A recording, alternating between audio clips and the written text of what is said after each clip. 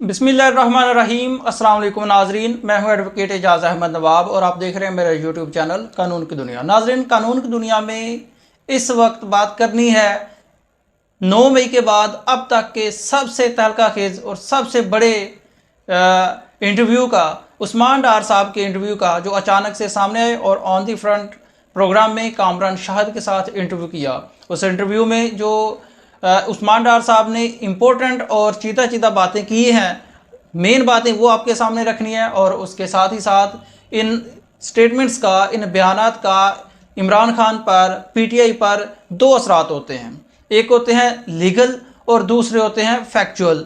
एक होते हैं इमरान खान के केसेस पर असरात और दूसरे असरात होने हैं पीटीआई पर, पीटीआई की मकबूलियत पर, अवाम पीटीआई के वोट बैंक पर। इन दोनों पर एनालिसिस बताना मैंने आपको। what will be the effect of these statements on the cases of Imran Khan, and what will be the effect on the punishment on the decisions of the cases of the Imran Khan of these statements। तो सबसे पहले start करते हैं उस्मान डार की जो statements हैं उससे। लेकिन उससे पहले इस वीडियो के डिस्क्रिप्शन में फर्स्ट पर मैंने दो लिंक दिए हैं, आपने वो दो लिंक्स ऑन लाजमी करने हैं।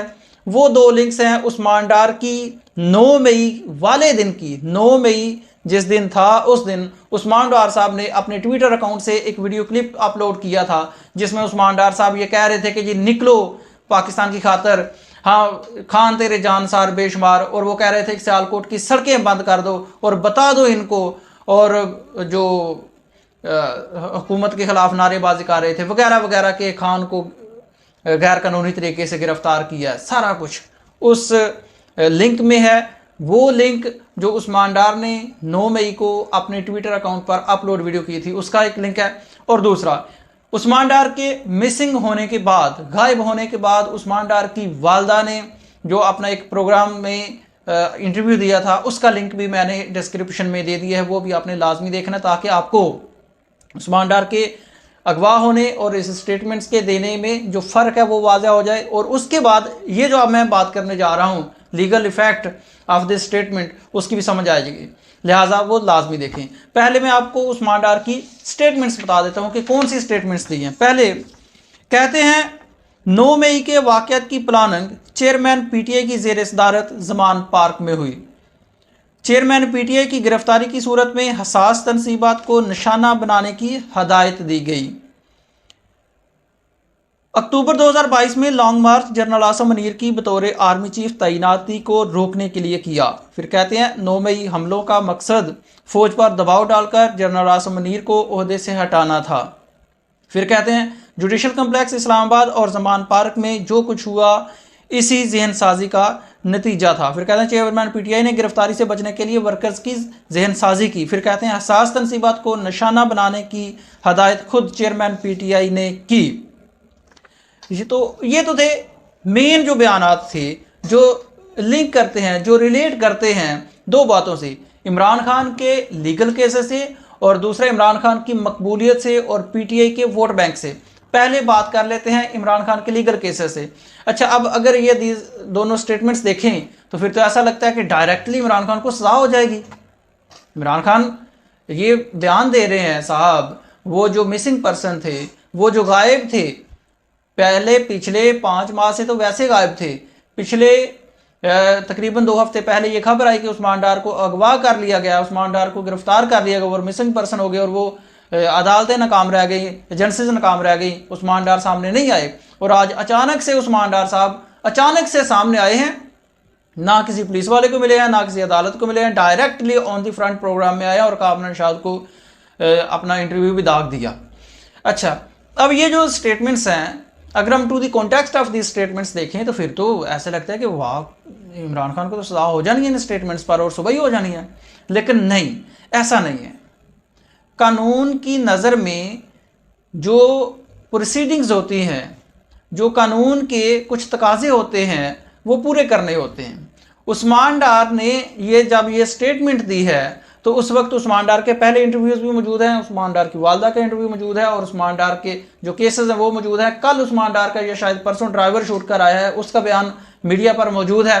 कि किस तरह से तशद्दुद वगैरह वगैरह वगैरह वो सारी सूरत हाल। लेकिन ये जो स्टेटमेंट्स हैं, एक आदमी अगवा हो जाता है, अगवा होने के पहले 5 महीने वो गायब रहता है, फिर अगवा हो जाता है, अगवा होकर जब वापस आता है फिर ये स्टेटमेंट दी जाती है और डायरेक्टली तमाम के तमाम जो बयानात हैं वो एक शख्स के खिलाफ दिए जाते हैं, तो इन स्टेटमेंट्स की कोई वैल्यू नहीं होगी। इमरान खान को सजा करवाने में इन स्टेटमेंट्स की कोई वैल्यू नहीं होनी।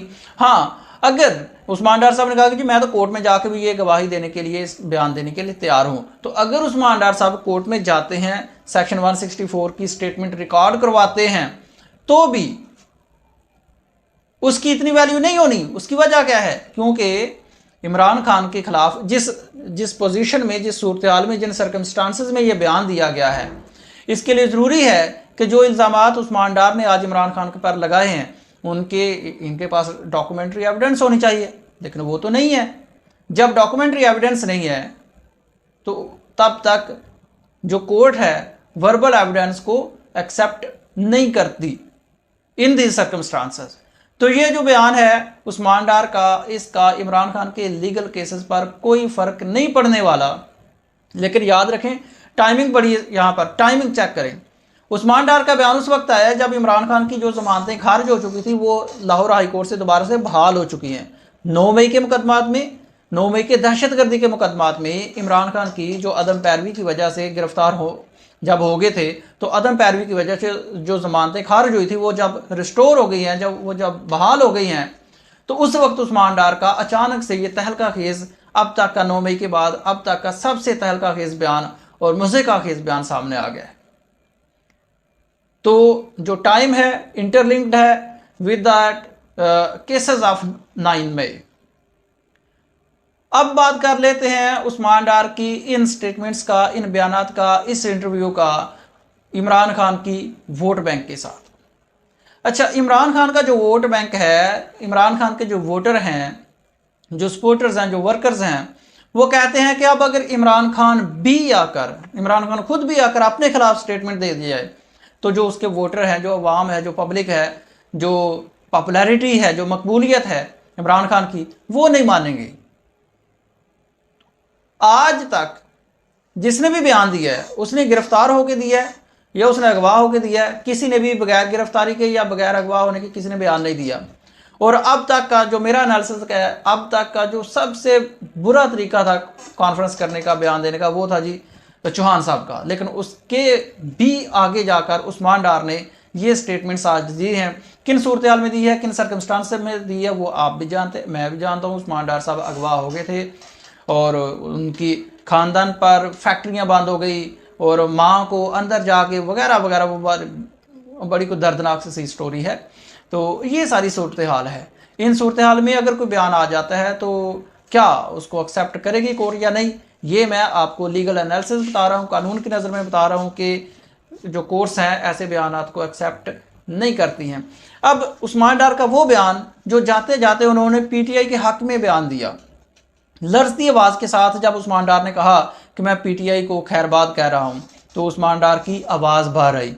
उससे भी बड़ी बात जो उस्मान डार ने की है, जो पीटीआई के हक में की है, वो कहते हैं कि जी वोट बैंक पीटीआई का सियालकोट में है और अगर कोई जब इलेक्शन होगा तो पीटीआई का उन्होंने जीतने का इशारा दिया। उसके बाद उस्मान डार ने अपने आखिरी सवाल के जवाब में उस्मान डार ने ये कहा कि देखें भुट्टो को फांसी दे दी गई लेकिन पीपल्स पार्टी का वोट बैंक है, ख़त्म नहीं हुआ। नवाज शरीफ जब लंदन चला गया तो उनका वोट बैंक के साथ में लंदन नहीं गया बल्कि नवाज शरीफ का वोट बैंक है। तो इसी तरह से इमरान खान का भी वोट बैंक है। तो ये इन्होंने इमरान खान के हक में, पीटीआई के हक में बयान दे दिया, सियासत से किनारा कशी, खैरबाद कह दिया। अब देखना ये कब तक कायम रहता है, कब ये इस्तेकाम पार्टी में जाते हैं या किसी और पार्टी में कब शमूलियत करते हैं, ये भी देखना बाकी है। आप जितना मर्जी क्रिटिसाइज़ करें, जितना मर्जी क्रिटिसाइज़ कर लें, लेकिन मैं फवाद चौधरी ने जो पार्टी छोड़ी है, बेशक फवाद चौधरी पार्टी छोड़ गए हैं, लेकिन फवाद चौधरी को मैं अभी भी कहता हूँ वो इन सब से अच्छा है। फवाद चौधरी ने इमरान खान के खिलाफ कोई बात नहीं की, उसने कोई स्टेटमेंट नहीं दी। उसने सिंपली, वो सुप्रीम कोर्ट से जब बाहर निकले हैं तो सिंपली ये कहा कि मैं इनकी पार्टी की तरफ से सीनियर नायब सदर होने की जो है वो मैं हैसियत से 9 मई के वाक़यात की मजम्मत करता हूँ। सिंपल इतना कहा था और उसके बाद आहिस्ता आहिस्ता वो साइड पे हो गए थे, कोई बयान खिलाफ नहीं दिया था और आज तक वो इस्तेकाम पार्टी में भी चले गए लेकिन सामने नहीं आए। इन सब से वो अच्छे रहे हैं। आप जितना मर्जी फवाद चौधरी को बुरा कहते रहे, इन सब से वो अच्छे रहे हैं। नवाज शरीफ की पार्टी के में जाने के बारे में उन्होंने ये कहा कि नून लीग में तो मैं कभी भी नहीं जाऊंगा। तो ये स्टेटमेंट थी उस्मान डार की, ये पीटीआई के हक में भी स्टेटमेंट थी और जो इसके जो इफ़ेक्ट्स हैं लीगल और फैक्चुअल वो मैंने आपको बता दिए हैं। अब वक्त साबित करेगा। कमेंट्स में अपनी राय का इजहार ज़रूर कीजिएगा। जो बंदा कमेंट्स में अपनी वीडियो भेजेगा उसकी वीडियो भी हम अपनी नेक्स्ट वीडियो में ज़रूर लगाएंगे और जो कोई कमेंट ऐसा करना चाहता है कि उसका भी अवाम तक कमेंट पहुँचे तो वो भी हम ज़रूर पहुँचाएंगे। शुक्रिया। अल्लाह हाफिज़।